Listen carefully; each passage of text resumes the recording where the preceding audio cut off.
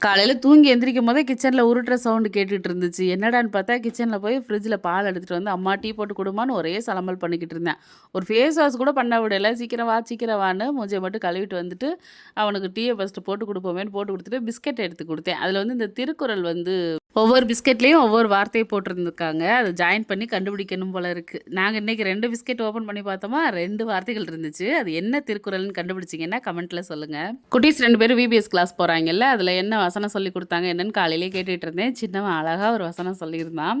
அப்படியே கொஞ்ச நேரம் டைம் போனதே தெரியல. நேத்து வந்து தம்பி பேன் கேக் செஞ்சு குடு, எங்க சித்தி எப்ப வீட்டுக்கு போனாலும் பேன் கேக் செஞ்சு குடுக்கும். நீ செஞ்சு தர மாட்டேங்கிறேன்னு சொல்லியிருந்தேன். சரி இன்னைக்கு செஞ்சு குடுப்போம். எல்லா பொருளுமே வீட்ல இருக்கே செஞ்சு குடுப்போம் தான் செஞ்சு குடுத்துருந்தேன். 2 வாழைப்பழம், 2 முட்டை, 2 கரண்டி கோதுமை மாவு, கொஞ்சமா நாட்டு சர்க்கரை, அப்புறம் பால் கொஞ்சமா ஊத்தியிருக்கேன்.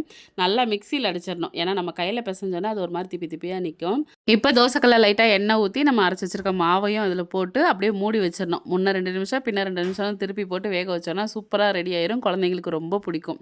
இதே மாதிரி தாக்கா நாங்களும் செய்வோம் அப்படின்றவங்க கமெண்ட்ல சொல்லுங்க. வீடியோ பிடிச்சா லைக் பண்ணிருங்க. மீண்டும் சந்திப்போம். டாடா!